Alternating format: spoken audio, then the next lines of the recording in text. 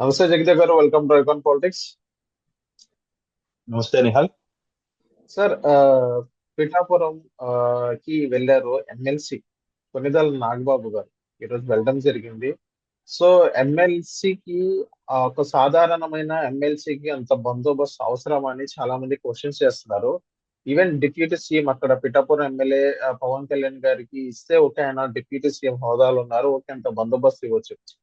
పవన్ కళ్యాణ్ గారి అన్న అయినంత మాత్రాన అంత బందోబస్తు ఇవ్వడం ఎంతవరకు కరెక్ట్ ఒక సాధారణమైన ఎమ్మెల్సీకి అని చాలా మంది క్వశ్చన్ చేస్తున్నారు.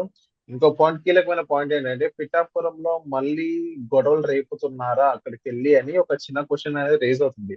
సో అక్కడ చాలా మంది జనసేన నాయకులు జై జనసేన అంటే వెనక వర్మ గారి వర్గం జై వర్మ అన్నట్టు నినాదాలు చేస్తున్నారు.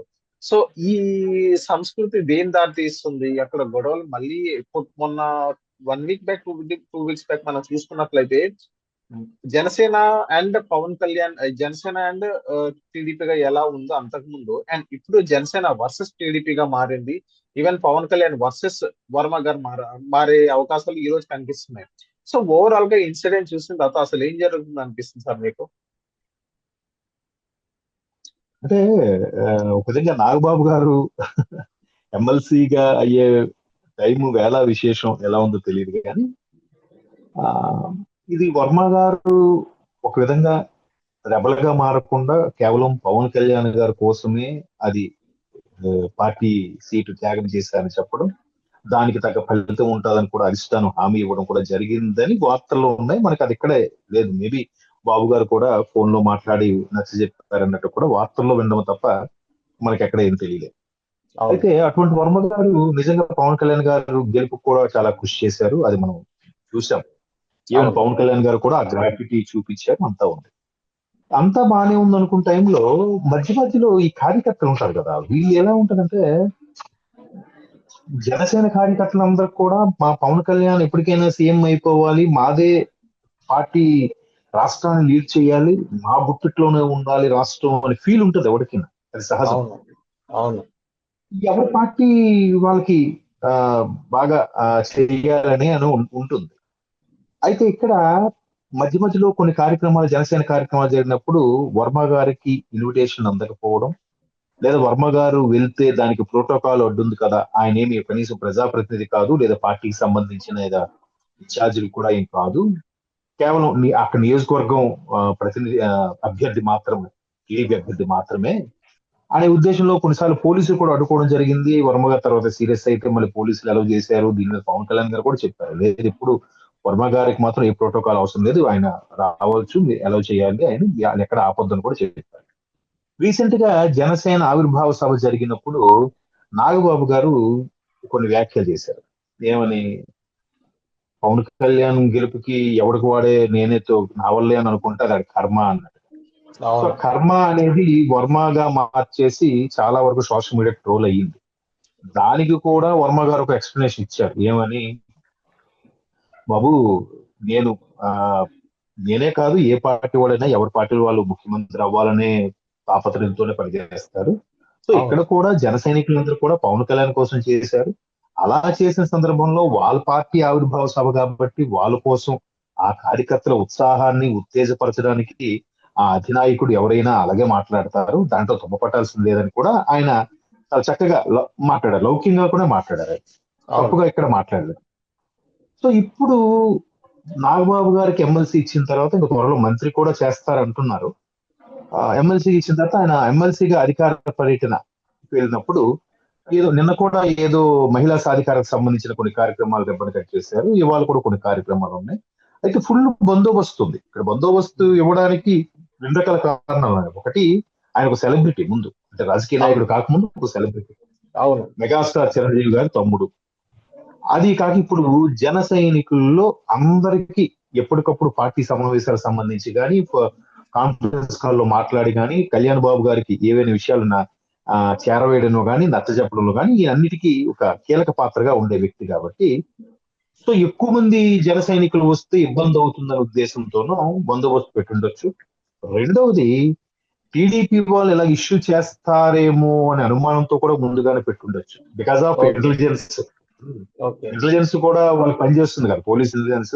సార్ ఇట్లా ఓన్లీ నాగబాబు గారు వెళ్ళడం వల్ల, మొన్న ఆవిర్భావ సభలో అలా మాట్లాడడం వల్ల ఎంతైనా కొంచెం టీడీపీ కార్యకర్తలకి కొంచెం గుర్రుగా ఉంటుంది, ఏమైనా ఇష్యూస్ చేయొచ్చు అని కాన్వాయ్ని అడ్డుకోవడం కానీ, నచ్చక ఊరికే వ్యతిరేకంగా నినాదాలు ఆ, పలకడం కానీ చేయొచ్చు అని వాళ్ళ ఇంటెలిజెన్స్ మీద బందోబస్తు కొంచెం ఎక్కువ పెట్టుండొచ్చు.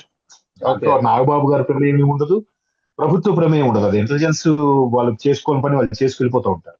So okay. అనుకున్నట్టుగానే అది నిన్నంతా సవ్యంగా జరిగింది. నిన్న జరిగినా కూడా అందరూ సోషల్ మీడియాలో అప్పటికే వైరల్ అయిపోయింది. నాగబాబు గారు వచ్చారు, కనీసం అక్కడ టీడీపీ వాళ్ళని ఎవరిని పిలవలేదు, టీడీపీ కార్యకర్తలు ఎవరు లేదు, ఎస్పెషల్లీ వర్మ గారికి ఎక్కడ ఇన్విటేషన్ లేనట్టుందని కూడా నిన్న వార్తల్లో వచ్చింది, అవును. మన సోషల్ మీడియాలో కూడా వచ్చింది.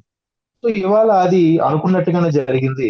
ఆయన ఒక రిబ్బన్ కటింగ్ ఒక శంకుస్థాపన చేసినప్పుడు ఆ, నాగబాబు గారు జన సైనికులు జై పవన్ కళ్యాణ్, జై జనసేన అంటుండని పక్క నుంచి వాళ్ళు కూడా జై వర్మ, జై వర్మ, జై టీడీపీ అని కూడా నినాదాలు చేశారు. బట్ ఒక అవును. నాయకుడు అక్కడ ఉన్నప్పుడు వేరే పార్టీ యొక్క నినాదాలు, వేరే పార్టీ లీడర్ యొక్క పేరుతో నినాదాలు చేయడం అనేది అక్కడ ఉన్న నాయకుడికి కొంచెం ఇబ్బంది కలిగించే అంశం. So okay. ఇట్లాంటివి ఏవైతే ఇది తెలియకుండానే అంతర్గత కుమ్ములాట్లకు దారితీసే అవకాశం అయితే ఉంది. మరి దీన్ని ఓకే. జాగ్రత్తగా పవన్ కళ్యాణ్ గారు అండ్ చంద్రబాబు నాయుడు గారు ఇద్దరు కూడా చెప్పి పెట్టాలి. అవును. ఆ, ఎవరు కూడా మితిమీరిన వ్యాఖ్యలు, నోటుకొచ్చిన స్టేట్మెంట్లు చేయకూడదు అనేది వాళ్ళు అంతర్గతంగా స్టేట్మెంట్ ఇవ్వాలి. ఎందుకంటే ఇంతకు ముందు కూడా చంద్రబాబు నాయుడు గారు ఆ కొలుక్కుపూడి శ్రీనివాసరావు విషయంలో ఏదైతే రాజీనామా చేస్తాను లాంటి వ్యవహారాలు జరిగినప్పుడు కొద్దిగా ఆయన నిన్న ఎప్పుడో కలిసినప్పుడు సీరియస్ గా ఏదైతే చూశారో అవును. అది ఇండైరెక్ట్ గా ఒక స్మూత్ ఇన్స్ట్రక్షన్ ఇచ్చినట్టుగా ఓకే. మీరు అలా ప్రవర్తించడం కరెక్ట్ కాదు. ఎందుకంటే వైసీపీ వాళ్ళకి ఎలా ఉంటుందంటే టీడీపీ జనసేన ఎప్పుడు కొట్టుకుంటాయా, ఎప్పుడు విడిపోతాయా అని చూస్తున్న వాళ్ళు అలంతా. ఎందుకంటే ఇప్పుడే కాదు, అసలు పవన్ కళ్యాణ్ పావలా ఆర్టిస్ట్ అని, అమ్ముడు పోయే మనిషి అని ఎన్ని అన్నారు. ఎందుకు అన్నారంటే ఎక్కడ టీడీపీ జనసేన కలిసిపోతుందో అనే భయంతో అంత చేశారు. ఆ భయమే వాళ్ళకి కొంప ముంచింది. ఖచ్చితంగా ఆయన అరెస్ట్ అయిన తర్వాత టీడీపీ జనసేన కలిసే అదొక ప్రభంజనంగా తయారైంది. అవును. సో అవును. ఇప్పుడు కూడా అవన్నీ చూస్తున్నాయి కాబట్టి ఇంకా సంవత్సరం కూడా అవ్వలేదు, ఇప్పుడే ఇట్లాంటి మల్లగుల్లాలు, చిన్న చిన్న గిల్లి కజ్జాలు పార్టీల్లోన, లేదంటే అవి టీ కప్పులో తుఫాన్ లాగా చినికి చినికి గాలివాన అవ్వడము, ఇవన్నీ ప్రమాదకర సంకేతాలు. అది అవును. ఖచ్చితంగా కళ్యాణ్ గాని లేదంటే చంద్రబాబు నాయుడు గారు కానీ ఇన్స్ట్రక్షన్స్ ఇవ్వాలి. ఆల్రెడీ పవన్ కళ్యాణ్ జనసేనకు సంబంధించిన కార్యక్రమాలు చేసుకుంటున్నారు కాబట్టి టీడీపీ వాళ్ళకి పిలవలేదు అని వాళ్ళు నచ్చజెప్పే ప్రయత్నం చేయొచ్చు. కానీ కూటమి ప్రభుత్వం ఉన్నాక అక్కడ ఏ కార్యక్రమం జరిగినా 3 పార్టీలకు చెందిన వ్యక్తులు కూడా ఆ స్టేజ్ మీద ఉండాలి, ఉండి తీరాలి. అవును. అలా అయితే ఎవరికి ఇబ్బంది ఉండదు. అలా అనుకుంటే బీజేపీకి పెద్దగా పట్టే లేదు, కానీ బీజేపీ అవును. పిలుస్తున్నారుగా. ఆ రోజు అవును. పార్టీ ఇంకా ప్రమాణ స్వీకారం అవ్వకముందు ఆ స్టేజ్ మీద చంద్రబాబు నాయుడు గారితో పాటు పవన్ కళ్యాణ్ గారు ఉన్నారు, పవన్ కళ్యాణ్ గారితో పాటు పురంధరేశ్వరి గారు కూడా ఉన్నారు, అవును. పార్టీ అధ్యక్షురాలు గారు, రాష్ట్ర అవును. అధ్యక్షురాలు. ఎందుకున్నారు? మరి ఆవిడకి అన్ని సీట్లు రాలేదుగా బీజేపీ వాళ్ళకి.